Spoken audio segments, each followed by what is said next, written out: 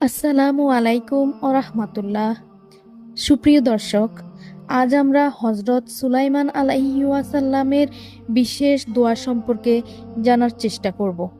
আশা করছি সবাই সম্পূর্ণ ভিডিওটি ধৈর্য সহকারে দেখবেন আর চ্যানেলটি সাবস্ক্রাইব করে পাশে থাকবেন।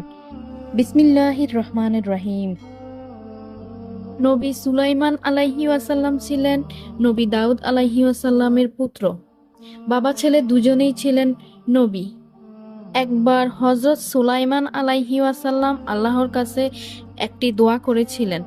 দোয়াটি আল্লাহর কাছে এত ভালো লেগেছিল যে তিনি দোয়াটি কবুল করে নিয়ে তার মনের আশা পূরণ করে দেন।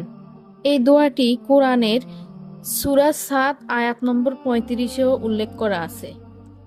قال رب اغفر لي وهب لي ملكا لا ينبغي لأحد من بعدي إنك أنت الوهاب।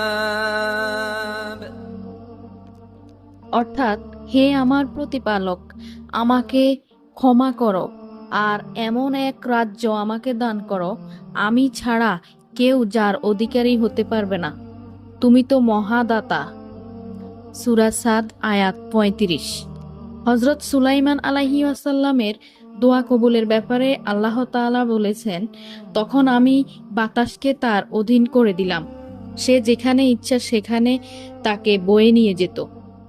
আমি আরো অধীন করে দিলাম জিনকে, যারা সকলেই ছিল স্থপতি ও ডুবুরি, এবং আরো অনেককে জোড়া শিকল পরিয়ে তার অধীনস্থ করে দিলাম। সূরা ৭ আয়াত ৩৬-৩৮। এখানে আমাদের জন্য সবচেয়ে বড় একটি শিক্ষা হলো আল্লাহর প্রতি সর্বোচ্চ সুধারণা রেখে আল্লাহর কাছে চাইতে হবে। আর সে চাওয়া যত কঠিন কিংবা অসম্ভবই হোক না কেন, তবুও চাইতে হবে। কোনো কিছু চাওয়ার সময় চিন্তা রাখতে হবে যে আল্লাহ তাআলা এই চাওয়া কবুল করবেন। রাসূল সাল্লাল্লাহু আলাইহি ওয়াসাল্লাম বলেছেন, তোমরা যখন আল্লাহর কাছে জান্নাত কামনা করবে তখন বড় জিনিস অর্থাৎ জান্নাতুল ফিরদৌস কামনা করবে।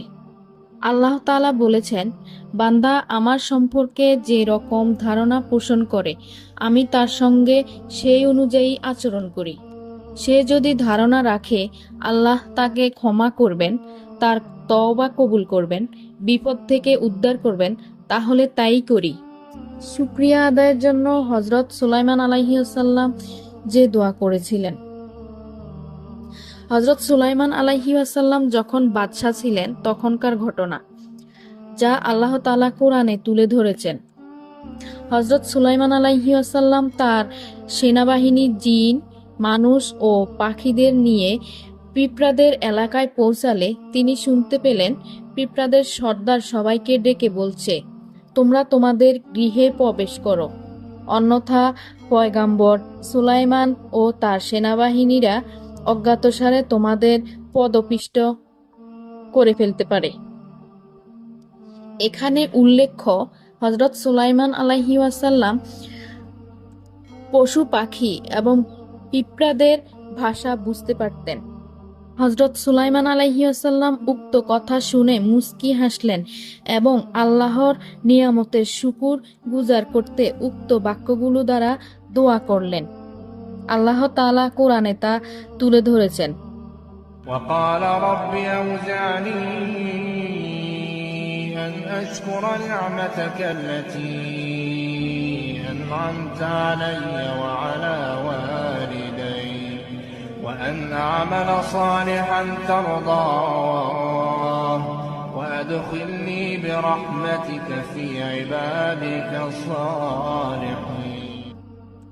অর্থাৎ, হে আমার পালনকর্তা, আমাকে ও আমার পিতা মাতাকে যে নিয়ামত তুমি দান করেছ তার কৃতজ্ঞতা প্রকাশ করার শক্তি দান করো, আর আমি যাতে তোমার পছন্দনীয় সৎকর্ম করতে পারি, এবং আমাকে তোমার অনুগ্রহে তোমার সৎকর্মপরায়ণ বান্দাদের অন্তর্ভুক্ত করো। সুতরাং মুসলিম উম্মার উপর কোনো নিয়ামত আসলে আল্লাহ তাআলার শিখানো এই ভাষায় শুকরিয়া আদায় করা দরকার। আল্লাহ তাআলা বান্দাকে তার শুকরিয়া আদায় করার তৌফিক দান করুন। আমিন।